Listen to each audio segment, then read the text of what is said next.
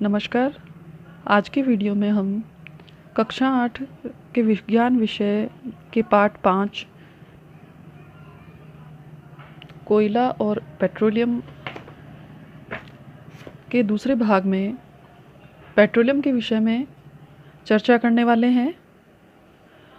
Petroleum एक प्रकार का द्रव ईंधन है क्योंकि ये लिक्विड फॉर्म में ही पाया जाता है और पेट्रोलियम शब्द की जो उत्पत्ति हुई है वो लैटिन भाषा के दो शब्दों पेट्रो जिसका मतलब है चट्टान तथा ओलियम जिसका अर्थ है तेल से हुई है। पेट्रोलियम जो है वो पृथ्वी के भीतर चट्टानों के नीचे पाए जाने के कारण खनिज तेल के रूप में भी जाना जाता है।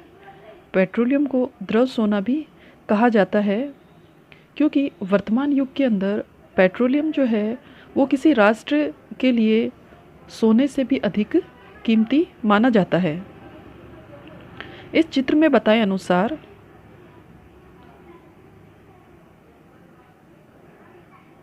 अप्रवेश्य चट्टानें पाई जाती है जिनमें कि विभिन्न प्रकार के पदार्थों का स्तर बना हुआ रहता है, जैसे कि सबसे ऊपर गैस, उसके बाद में तेल, फिर तेलाशा चट्टानें आ जाती है, बीच में जल के स्तर आते रहते हैं और विभिन्न प्रकार के घटकों के जो है वो स्तर बने हुए रहते हैं। अब है पेट्रोलियम का निर्माण। पृथ्वी के गर्भ में चट्टानों के अंदर पेट्रोलियम की उत्पत्ति किस प्रकार से हुई, इसके विषय में हम जानकारी प्राप्त कर लें।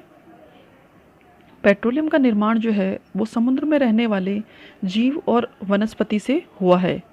समुद्र में मृत जीव एवं वनस्पति पृथ्वी में करोड़ों वर्ष पहले भौगोलिक उथल-पुथल के फलस्वरूप दब गए थे।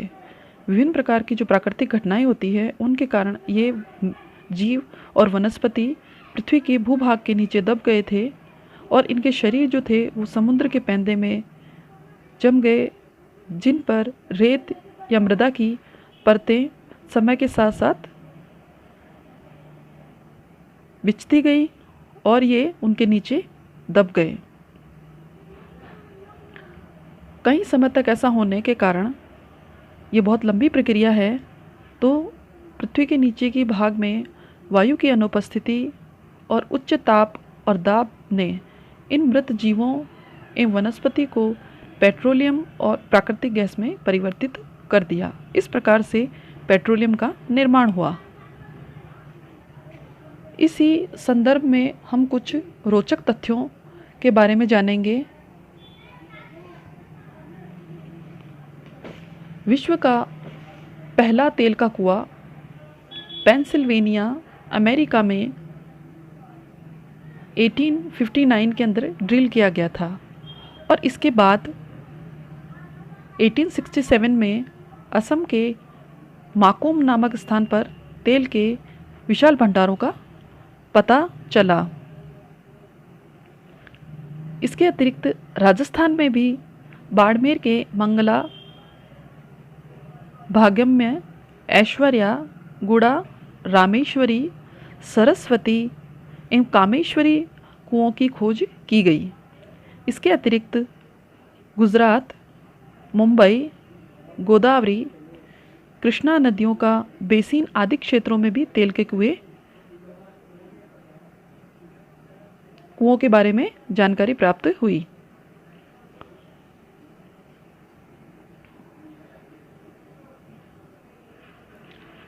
पेट्रोलियम का परिष्करण। पेट्रोलियम जिसको कि कच्चा तेल कहा जाता है, इसका परिष्करण यानी इसको शुद्ध रूप में कैसे प्राप्त किया जाता है, इसके बारे में हम जानकारी प्राप्त करेंगे। पेट्रोलियम एक प्रकार का गहरे भूरे रंग का गाढ़ा द्रव होता है और ये अनेक हाइड्रोकार्बन का मिश्रण होता है, जैसे कि petroleum gas, petrol, naphtha, diesel, kerosene तेल आदि। खनन से प्राप्त पेट्रोलियम या कच्चे तेल का ईंधन के रूप में सीधा उपयोग नहीं किया जा सकता, इसके लिए ही इसका परिष्करण आवश्यक है। इन सभी पदार्थों को क्वथनांकों के आधार पर पृथक किया जाता है। क्योंकि इनका क्वथनांक भिन्न भिन्न होता है, इसलिए परीक्षण के समय ये अलग अलग तापमान पर हमें प्राप्त होते हैं। पेट्रोलियम के विभिन्न संगठकों या प्रभाजों को पृथक करने का जो प्रक्रम है वह परिष्करण कहलाता है, और यह कार्य पेट्रोलियम परिष्करणी जो मशीन होती है उसके द्वारा पूरा किया जाता है। इस चित्र के अंदर बताया गया है कि किस प्रकार से पेट्रोल को प्राप्त करने के लिए मशीनों का उपयोग किया जाता है। सबसे पहले नंबर का जो है वह स्थान प्लेटफॉर्म कहलाता है, और दूसरे नंबर का जो स्थान है वहाँ चट्टानें आ जाती है। बाद में इनके नीचे पेट्रोलियम के कूप स्थापित किए जाते हैं, और चौथा है शैल पेट्रोलागार भाग, जो पुनः चट्टानों का भाग आ जाता है। यहीं पे जो है वो पेट्रोल, यहाँ से पेट्रोलियम को प्राप्त किया जाता है। अब हम पेट्रोल के विभिन्न घटकों का पृथक्करण कौन कौन से तापमान पर होता है इसके विषय में चर्चा करेंगे।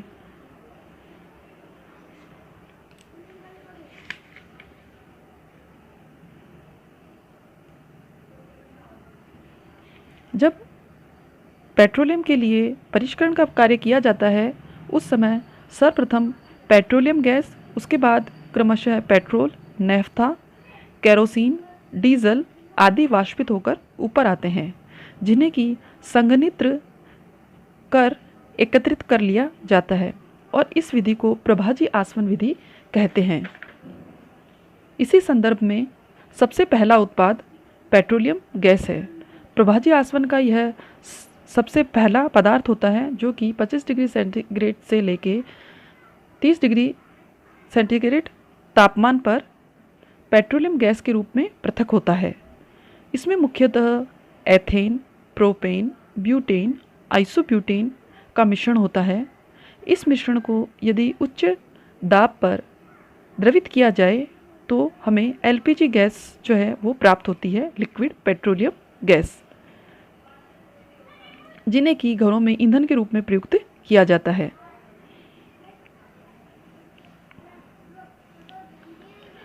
एलपीजी गैस को सिलेंडरों में भरते समय इसमें एक पदार्थ की कुछ मात्रा मिलाई जाती है जिसे कि हम मरकप्टन या थायोल कहते हैं, ताकि इसकी गंध से यदि गैस का रिसाव हो तो पहचान की जा सके। नेचुरली जो है वो एलपीजी में किसी प्रकार की स्मेल नहीं होती है, लेकिन क्योंकि ईंधन के रूप में इसे प्रयुक्त किया जा सके, किसी प्रकार की दुर्घटना न हो, तो इसके रिसाव का पता लगाने के लिए मरकप्टन इसमें मिलाया जाता है, और इसका उपयोग घरेलू ईंधन के रूप में किया जाता है, और दिनों दिन ये प्रचलन में खूब बढ़ रहा है।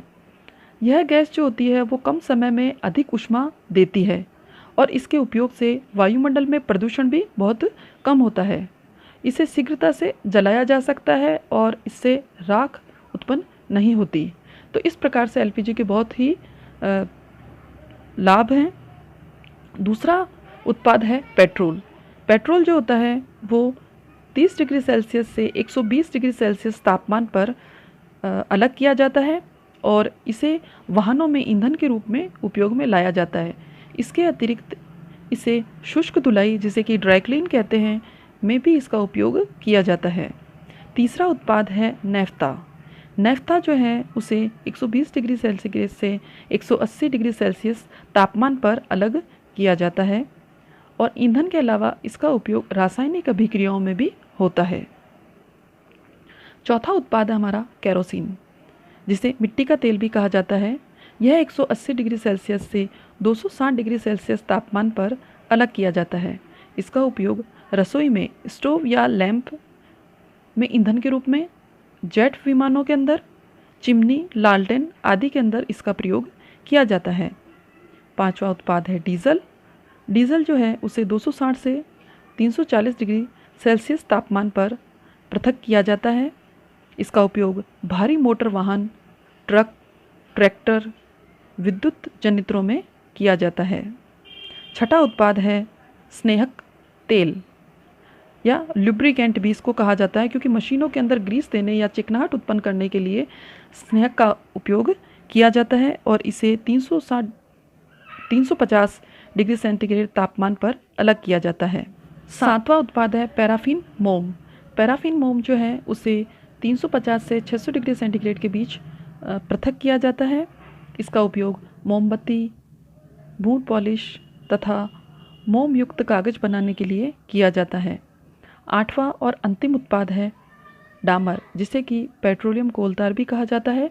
इसे 600 डिग्री सेल्सियस तापमान पर अलग किया जाता है और यह पेट्रोलियम के प्रभाजी आसवन का अंतिम अवशेष या अंतिम उत्पाद है।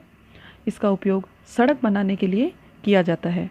इस प्रकार से पेट्रोलियम जो है वो बहुत ही लाभदायक है और पेट्रोलियम पुनः अप्राप्य ऊर्जा स्रोत है, क्योंकि पेट्रोलियम लाखों वर्षों की प्रक्रिया से बनता है। पेट्रोलियम के भंडार सीमित है जो कि कुछ ही वर्षों तक चल सकते हैं।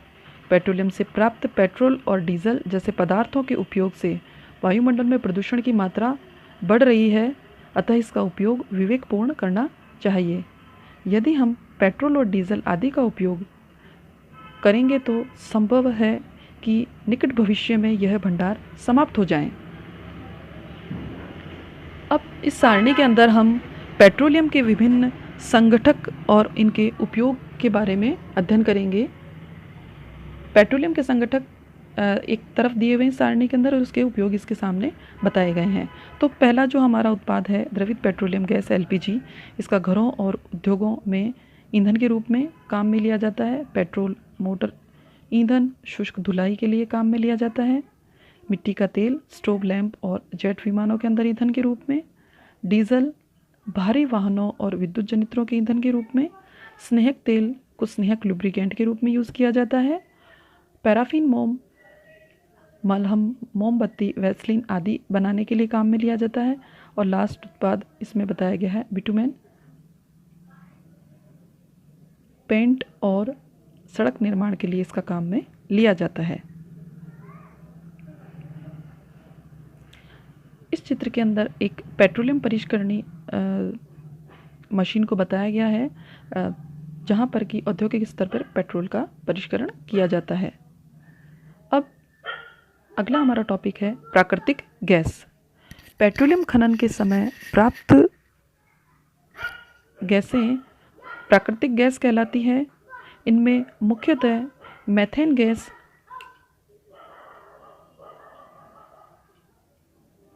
प्राकृतिक गैस को उच्च ताप पर संपीड़ित प्राकृतिक गैस के रूप में भंडारित किया जाता है। इसका उपयोग वाहनों में ईंधन के रूप में किया जा रहा है।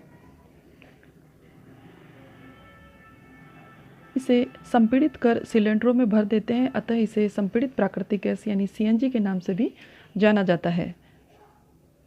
उपयोग सीएनजी का उपयोग ऊर्जा उत्पादन तथा वाहनों में ईंधन के रूप में प्रयुक्त किया जाता है। प्राकृतिक गैस के उपयोग, प्राकृतिक गैस जो है हमारे दैनिक जीवन में किस प्रकार से काम आती है, इसके बारे में अध्ययन करेंगे। इसका उपयोग प्रारंभिक रूप के अंदर विभिन्न प्रकार के रासायनिक पदार्थों और उर्वरकों के औद्योगिक निर्माण के अंदर किया जाता है। प्राकृतिक गैस एक बहुत महत्वपूर्ण जीवाश्म ईंधन है, क्योंकि इसका परिवहन पाइपों द्वारा सरलतापूर्वक हो जाता है। इसलिए घरों और कारखानों में इसको सीधा जलाया जा सकता है, जहां इसकी आपूर्ति पाइपों के माध्यम से की जाती है। पाइपलाइनों का ऐसा जाल बड़ोदरा, दिल्ली के कुछ भागों और अन्य स्थानों पर उपलब्ध है। भारत में प्राकृतिक गैस के विशाल भंडार हैं। हमारे देश में प्राकृतिक गैस त्रिपुरा, राजस्थान, महाराष्ट्र और कृष्णा गोदावरी डेल्टा में भी पाए जाते हैं। अब हम कुछ प्राकृतिक संसाधन जो कि सीमित हैं उनके बारे में चर्चा कर लेंगे। जीवाश्म ईंधन, वन, खनिज संपदा आदि समाप्त होने वाले प्राकृतिक संसाधन हैं। क्योंकि इनके निर्माण में लाखों वर्षों का समय लग जाता है, इनके अतिरिक्त इन दोनों को जलाना वायु प्रदूषण का प्रमुख कारण है। इसके कारण विश्व उष्णन यानी ग्लोबल वार्मिंग जैसी समस्या का सामना करना पड़ रहा है।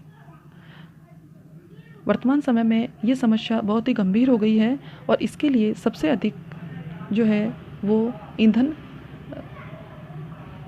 और यातायात के साधन हैं। इन सब समस्याओं से हम बच सकें, इसलिए आवश्यक है कि हम ईंधनों का उपयोग तभी करें जब हमें इनकी नितांत आवश्यकता हो। इसके परिणाम स्वरूप यदि हम ऐसा करेंगे तो हमारा पर्यावरण बेहतर होगा, स्वच्छ होगा, हम सुरक्षित रहेंगे, ग्लोबल वार्मिंग जैसी समस्या भी कम होगी और ईंधनों को लंबे समय तक काम में लिया जा सकेगा। भारत में पेट्रोलियम संरक्षण अनुसंधान संघ लोगों को सलाह देती है कि गाड़ी चलाते समय किस प्रकार पेट्रोल डीजल बचाए जाएं। इसके कुछ गुर बताए गए हैं, कुछ उपाय बताए गए हैं जो कि निम्न प्रकार हैं। जहाँ तक संभव हो गाड़ी समान और मध्यम गति से चलानी चाहिए। इससे डीजल या पेट्रोल वगैरह जो भी ईंधन के साधन हैं, ईंधन है, उनकी भी बचत होगी और दुर्घटनाओं से भी सुरक्षा होगी। यातायात लाइटों पर अथवा जहां आपको प्रतीक्षा करनी हो गाड़ी का इंजन बंद कर दिया जाए ताकि ईंधन कम खर्च हो। टायरों का दाब सही रखें, इससे यातायात के साधन भी सही रहते हैं, ईंधन की भी बचत होती है और गाड़ी का नियमित रखरखाव सुनिश्चित किया जाए। यदि हम इन सभी बातों का विशेष रूप से ध्यान रखेंगे तो हम प्राकृतिक संसाधनों को लंबे समय तक काम में ले पाएंगे और ये हम सबकी जिम्मेदारी होती है कि हम भारत में जो संरक्षण अनुसंधान है उसकी सलाह को मानें और उनके नियमों का पालन करें। धन्यवाद।